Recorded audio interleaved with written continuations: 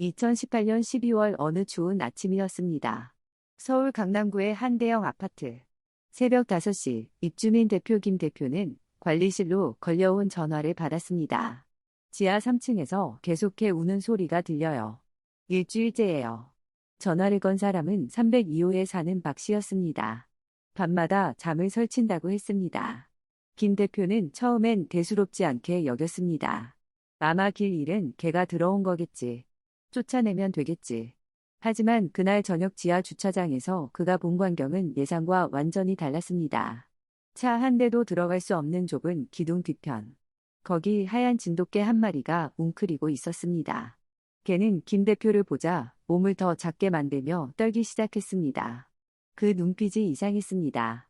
두려워하면서도 무언가를 간절히 기다리는 것 같았습니다. 김 대표는 천천히 다가가 손을 내밀었습니다. 이리 와봐. 안 다치게 해줄게. 하지만 개는 꼼짝도 하지 않았습니다. 그저 기둥 쪽을 바라보며 낮게 낑낑거릴 뿐이었습니다. 밥은 먹었어? 김 대표가 물었지만 개는 대답 대신 그 자리에 웅크린 채 미동도 하지 않았습니다. 주변을 살펴봤습니다. 배설물 흔적이 조금 있었습니다. 하지만 음식물은 전혀 없었습니다. 다만 물웅덩이 옆에 발자국이 있었습니다. 전날 내린 비. 빗물을 조금 마신 듯 했습니다. 개의 갈비뼈가 드러나 보였습니다. 털은 더럽고 엉켜 있었습니다. 몸을 떨고 있었습니다. 지하 주차장 바닥은 차갑고 개는 털이 짧은 진돗개였습니다. 마치 누군가를 기다리듯 그 자리를 절대 떠나지 않겠다는 모습이었습니다. 김 대표는 일단 관리실로 돌아왔습니다. 물과 사료를 가져다 줬습니다. 하지만 개는 고개를 돌렸습니다. 먹으려 하지 않았습니다. 이상했습니다. 배가 고플 텐데 왜 먹지 않는 걸까요? 김 대표는 궁금해졌습니다. 이 개는 왜 여기 있는 걸까? 주인은 어디 있는 걸까? 혹시 길을 잃은 걸까? 아니면 누가 버린 걸까? 그날 밤 김 대표는 잠을 이루지 못했습니다. 새벽 3시 다시 지하 주차장으로 내려갔습니다. 개는 여전히 그 자리에 있었습니다. 같은 자세로 기둥을 바라보며 김 대표는 결심했습니다. CCTV를 확인해 보기로. 관리실로 돌아온 김 대표는 지난 일주일간의 CCTV 영상을 되돌리기 시작했습니다. 12월 20일.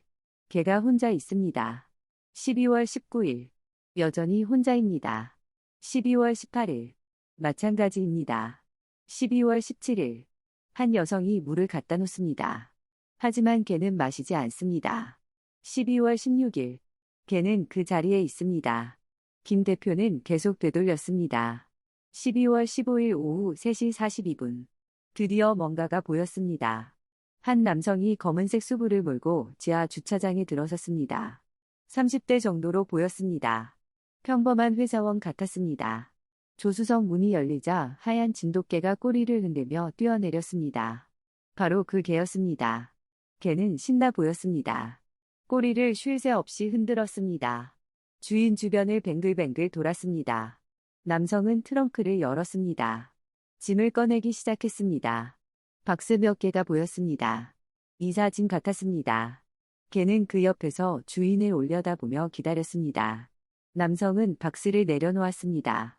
그리고 개의 머리를 쓰다듬었습니다. 개는 더 신나서 뛰어올랐습니다. 남성은 웃으며 개를 안았습니다. 그리고 다시 내려놓았습니다. 주차장 안쪽으로 함께 걸어갔습니다. 개는 주인 옆을 종종 걸음으로 따라갔습니다. 김 대표는 화면을 빨리 돌렸습니다. 3시 50분. 남성이 혼자 돌아왔습니다. 개는 보이지 않았습니다. 남성은 트렁크에서 남은 짐을 꺼냈습니다. 그리고 3시 55분. 김 대표의 손이 멈췄습니다. 남성이 운전석에 올라탔습니다. 시동을 걸었습니다. 그때 개가 달려왔습니다. 어디선가 뛰어왔습니다. 주인을 발견한 듯 꼬리를 흔들며 차 옆까지 왔습니다. 뒷문을 긁었습니다. 태워달라는 듯이. 하지만 남성은 차 문을 열지 않았습니다. 그냥 앞만 보고 있었습니다. 개는 계속 문을 긁었습니다. 낑낑거렸습니다. 하지만 남성은 반응하지 않았습니다. 그리고 천천히 차를 출발시켰습니다. 개는 뛰기 시작했습니다. 차를 쫓아. CCTV는 선명하게 담고 있었습니다. 개가 차 뒤를 미친 듯이 달리는 모습을, 하얀 털이 휘날리며 짧은 다리로 필사적으로 뛰는 모습을. 하지만 차는 멈추지 않았습니다. 속도를 높였습니다. 출구로 향했습니다. 개는 더 빨리 뛰었습니다. 하지만 차를 따라잡을 수 없었습니다. 출구 차단기가 올라갔습니다. 차는 그대로 빠져나갔습니다. 개는 차단기 앞에서 급정거했습니다. 차단기가 내려왔습니다. 개는 차단기 앞에 앉았습니다. 출구를 바라봤습니다. 한참을 그렇게 앉아 있었습니다. 김 대표는 화면 속 시간을 확인했습니다. 5분이 지났습니다. 10분이 지났습니다. 15분, 20분. 개는 여전히 그 자리에 앉아 있었습니다. 미동도 하지 않았습니다. 그저 출구만 바라보며 주인이 다시 들어올 거라고 믿는 듯. 23분이 지나서야 개는 일어났습니다. 김 대표는 주먹을 쥐었습니다. 이 나쁜 놈. 하지만 더 가슴 아픈 건 그 다음이었습니다. 개는 천천히 주차장 안으로 걸어왔습니다. 어디로 가는지 알고 있는 듯했습니다. 그리고 주인이 마지막으로 서 있던 곳. 트렁크를 열었던 바로 그 기둥 옆. 주인이 자신의 머리를 쓰다듬었던 바로 그 자리에 앉았습니다. 그리고 움직이지 않았습니다. 개는 알고 있었습니다. 주인이 여기서 마지막으로 자신을 만졌다는 걸. 그러니까 주인이 돌아오면 여기로 올 거라고. 여기서 기다리면 다시 만날 수 있을 거라고. 개는 그렇게 믿었던 겁니다. 김 대표는 빨리 감기로 영상을 넘겼습니다. 12월 16일 새벽 6시. 개는 여전히 그 자리에 있었습니다. 오전 10시. 한 남성이 지나가다 개를 발견했습니다. 손을 휘저으며 쫓아내려 했습니다. 야, 저리 가. 개는 깜짝 놀라 기둥 뒤로 숨었습니다. 하지만 남성이 가자 다시 제자리로 돌아왔습니다. 정확히 같은 자리. 오후 3시. 차들이 드나들었습니다. 경적 소리가 들렸을 겁니다. 개는 그때마다 몸을 피했습니다. 하지만 멀리 가지 않았습니다. 차가 지나가면 다시 제자리로. 저녁 7시. 한 여성이 물과 사료를 놓고 갔습니다. 여기 있어. 먹어. 하지만 개는 고개를 돌렸습니다. 냄새도 맡지 않았습니다. 12월 17일. 개는 눈에 띄게 말라 보였습니다. 움직임도 느려졌습니다. 하지만 여전히 그 자리를 지키고 있었습니다. 가끔 출구 쪽을 바라봤습니다. 차 소리가 들릴 때마다 고개를 들었습니다. 혹시 주인일까 싶어. 하지만 매번 실망이었습니다. 주인의 차가 아니었습니다. 개는 다시 기둥을 바라봤습니다. 주인의 냄새가 남아있을까 싶어 코를 킁킁거렸습니다. 12월 18일. 개는 거의 움직이지 않았습니다. 가끔 몸을 떨었습니다. 추운 게 분명했습니다. 하지만 자리를 뜨지 않았습니다. 한 할머니가 담요를 가져다 줬습니다. 여기 덮고 있어. 추울 텐데. 하지만 개는 담요 위로 올라가지 않았습니다. 담요가 자기 자리를 가리고 있었기 때문입니다. 주인이 돌아왔을 때 자신을 못 찾을까봐. 개는 담요를 피해 바닥에 그대로 앉아 있었습니다. 12월 19일 새벽. 개는 기둥 쪽으로 앞발을 뻗었습니다. 마치 누군가를 더듬는 것처럼. 주인의 손길을 찾는 것처럼. 그리고 다시 웅크렸습니다. 낮 12시. 몇몇 입주민들이 모였습니다. 개를 보며 수근거렸습니다. 저 개 계속 저기 있네. 누가 버린 거 같은데. 동물보호센터에 연락해야 하는 거 아냐? 그냥 내버려둬. 알아서 갈 거야. 하지만 개는 가지 않았습니다. 저녁 6시. 개는 물웅덩이로 기어갔습니다. 혀로 물을 조금 핥았습니다. 그리고 다시 제자리로 돌아왔습니다. 12월 20일. 차 소리가 들릴 때마다 개는 여전히 고개를 들었습니다. 출구를 바라봤습니다. 하지만 돌아오는 차는 없었습니다. 주인은 오지 않았습니다. 김 대표는 영상을 멈췄습니다. 책상을 내리쳤습니다. 목소리가 떨렸습니다. 눈시울이 뜨거워졌습니다. 7일 동안. 꼬박 7일 동안. 그 개는 한 발자국도 그 자리를 떠나지 않았습니다. 주인이 마지막으로 서 있던 곳. 주인이 마지막으로 자신을 쓰다듬어 주던 바로 그 자리. 개는 믿고 있었던 겁니다. 주인이 다시 돌아올 거라고. 자신을 두고 간 게 아니라 잠시 어디 갔다 올 거라고. 그래서 이 자리를 떠나면 안 된다고. 주인이 돌아왔을 때 자신을 찾을 수 있게 꼭 여기 있어야 한다고. 7년을 함께 산 시간. 7년간 쌓은 신뢰. 그 모든 게 걔에게는 확신이었던 겁니다. 주인은 절대 자신을 버리지 않을 거라는. 김 대표는 당장 경찰에 신고했습니다.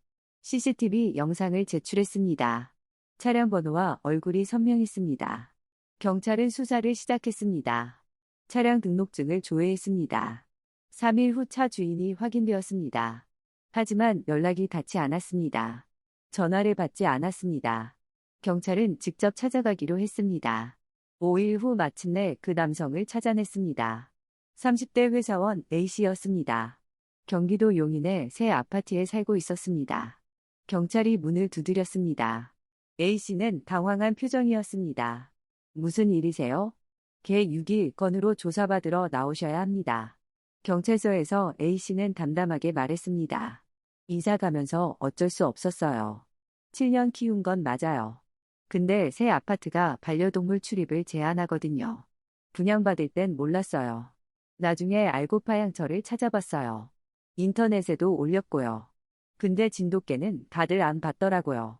시간은 없고 이사는 해야 하고. 그래서 그냥.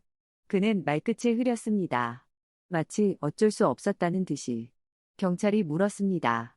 그럼 왜 지하 주차장에 두고 갔습니까? 거긴. 비도 안 맞고 따뜻할 것 같아서요. 누가 발견해서 데려갈 거라 생각했어요. 경찰은 한숨을 쉬었습니다. 걔가 7일 동안 그 자리에 있었습니다. 당신을 기다리며. A씨는 잠시 침묵했습니다. 그건 몰랐습니다. 김 대표는 이 사건을 아파트 온라인 커뮤니티에 올렸습니다. CCTV 영상 일부와 함께. 이런 사람이 우리 아파트에 살았습니다. 7년 키운 개를 지하 주차장에 버리고 갔습니다. 개는 7일 동안 주인을 기다렸습니다. 게시글은 빠르게 퍼졌습니다. 입주민들 사이에서. 그리고 다른 커뮤니티로. 포털 사이트 실시간 검색어에도 올랐습니다. 댓글이 쏟아졌습니다. 어떻게 저럴 수가 있어요? 7년이나 키웠으면 가족인데요. 와, 진짜 개만도 못하네. 아, 걔한테 미안. 이런 사람 신상 공개해야 됨. 우리 아파트 입주 금지시켜야 합니다. 하지만 몇몇은 다른 반응이었습니다. 새 아파트가 금지면 어쩔 수 없잖아요. 걔 때문에 집을 포기할 순 없죠. 저도 비슷한 상황이면 고민될 것 같아요. 이 댓글들에는 또 다른 댓글이 달렸습니다. 그럼 처음부터 키우지를 말았어야죠.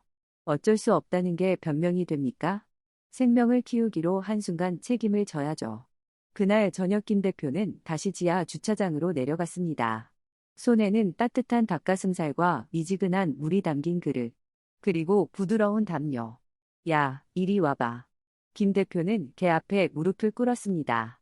개는 여전히 기둥만 바라보고 있었습니다. 그 사람 안 와. 김 대표의 목소리가 갈라졌습니다. 다신 안 와. 미안하다. 그 사람은 너를 버렸어. 하지만 말을 잇지 못했습니다. 개는 천천히 고개를 돌렸습니다. 그 눈을 보는 순간 김 대표는 알았습니다. 개도 이미 알고 있었다는 걸. 주인이 돌아오지 않을 거라는 걸. 하지만 그래도 이 자리를 떠날 수 없었다는 걸. 혹시 모르니까.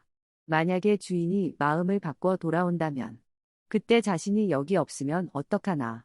그런 마지막 희망 때문에. 걔는 이 자리를 지켰던 겁니다. 내가 데려갈게. 응? 김 대표는 개를 조심스럽게 안아 올렸습니다. 개는 저항하지 않았습니다. 온몸에 힘이 빠져 있었습니다. 너무 가벼웠습니다. 뼈만 남은 것 같았습니다. 개는 고개를 돌려 마지막으로 기둥을 바라봤습니다. 그리고 출구를. 그 눈빛에는 체념이 담겨 있었습니다. 이제 정말 끝이구나. 주인은 정말 오지 않는구나. 김 대표는 개를 꼭 껴안았습니다. 이제 괜찮아. 내가 지켜줄게. 다신 혼자 안 둘게. 개는 김 대표 품에서 작게 떨었습니다. 동물병원 응급실로 직행했습니다. 수의사는 개를 보자마자 심각한 표정을 지었습니다. 체온을 쟀습니다. 35도. 정상보다 훨씬 낮았습니다. 저체온증이었습니다. 탈수 검사를 했습니다. 심각한 수준이었습니다. 혈액 검사 결과도 나왔습니다. 영양실조. 전해질 불균형. 간 수치도 높았습니다. 하루만 늦었어도 위험했을 겁니다. 수의사는 고개를 저었습니다. 이 친구는 정말 끝까지 주인을 기다렸네요. 빗물만 조금 마시고 거의 아무것도 안 먹었어요. 의지가 없었던 거예요. 살고 싶다는 의지가. 그저 주인을 기다리는 것. 그것만이 유일한 이유였던 것 같습니다. 며칠간 입원이 필요합니다. 수액 치료하고 체온 올리고. 그리고 이 친구한테 많은 사랑이 필요할 겁니다. 몸만 아픈 게 아니에요. 마음이 더 많이 다쳤거든요. 김 대표는 고개를 끄덕였습니다. 제가 돌보겠습니다. 그날부터 김 대표는 매일 병원에 들렀습니다. 아침 출근 전, 점심시간, 퇴근 후, 하루에 3번씩 찾아갔습니다. 걔는 여전히 움직이지 않았습니다. 밥을 먹지 않았습니다. 그저 창문 너머를 바라볼 뿐이었습니다. 혹시 주인이 찾아올까 싶어. 사흘째 되던 날부터 김 대표는 걔 옆에 앉아 말을 걸기 시작했습니다. 야, 오늘 날씨 좋더라. 밖에 눈 녹고 있어. 곧 봄이 온대. 병원 음식 맛없지? 나중에 집 가면 맛있는 거 해줄게. 소고기 좋아해? 닭고기? 우리 집에 마당 있어. 작지만 뛰어놀 수 있어. 거기 햇볕도 잘 들어. 걔는 반응이 없었습니다. 하지만 김 대표는 포기하지 않았습니다. 매일 찾아와 이야기했습니다. 넷째 날, 걔가 물을 조금 마셨습니다. 다섯째 날, 사료를 한 알 먹었습니다. 여섯째 날, 2알 먹었습니다. 일주일째 되던 날 기적이 일어났습니다. 김 대표가 병실 문을 열자 걔가 고개를 돌렸습니다. 창문이 아닌 문 쪽을. 김 대표를 향해. 그리고 꼬리가 아주 살짝 움직였습니다. 정말 아주 조금. 하지만 분명히 움직였습니다. 김 대표는 그 순간을 놓치지 않았습니다. 야, 나 알아봐? 응? 걔는 대답 대신 김 대표가 내민 손에 코를 가져다 댔습니다. 냄새를 맡았습니다. 그리고 눈을 감았습니다. 김 대표는 눈물이 났습니다. 이 작은 반응이 얼마나 소중한지 알았기 때문입니다. 그래, 잘했어. 정말 잘했어.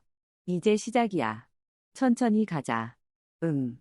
2주 후 걔는 퇴원했습니다. 김 대표는 걔를 자신의 집으로 데려갔습니다. 아내는 처음엔 걱정했습니다. 우리가 키울 수 있을까요? 이미 나이도 있고.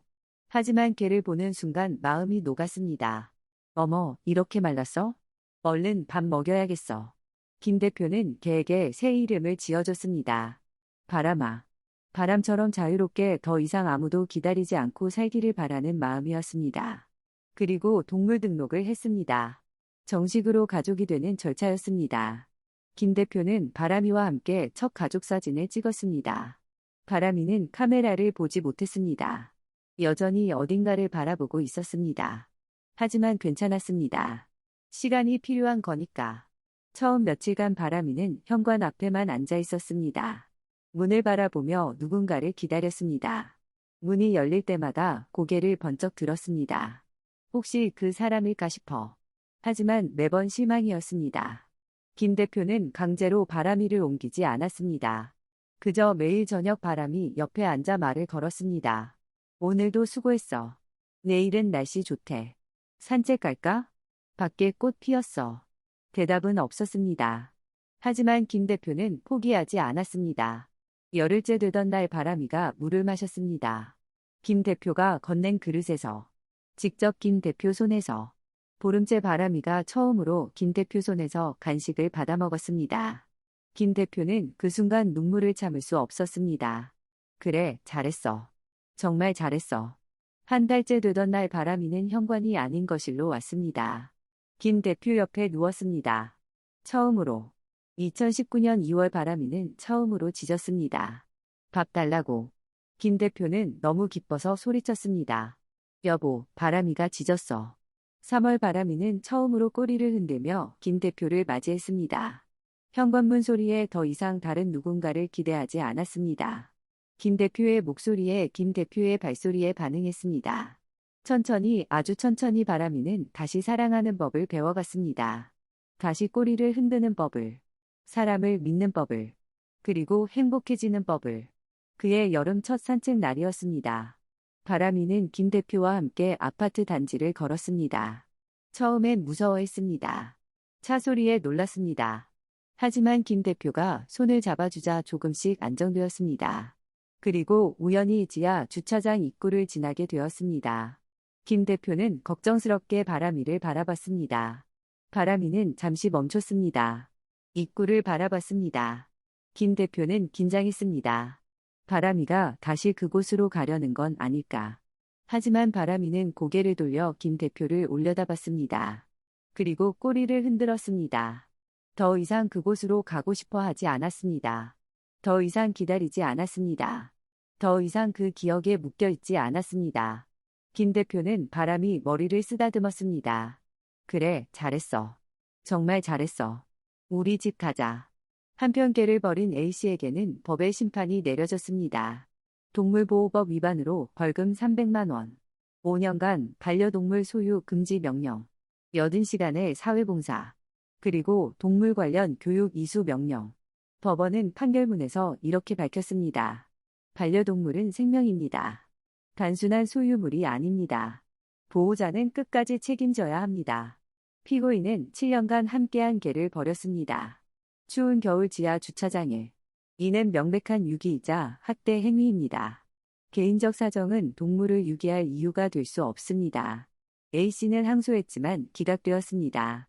하지만 김 대표는 알고 있었습니다. 그 어떤 처벌도 바람이가 겪은 고통을 돌이킬 수 없다는 것을. 7일간 차가운 바닥에서 혼자 주인을 기다렸던 그 시간을. 아무것도 먹지 않고 그저 기다리기만 했던 그 시간을. 2023년 겨울 바람이는 김 대표 가족의 든든한 일원이 되어 있었습니다. 김 대표 손자들이 놀러오면 바람이는 꼬리를 흔들며 아이들과 뛰어놀았습니다. 더 이상 현관과 차소리에 반응하지 않았습니다. 바람이는 이제 알았습니다. 여기가 자신의 집이라는 것을. 김 대표가 자신의 가족이라는 것을.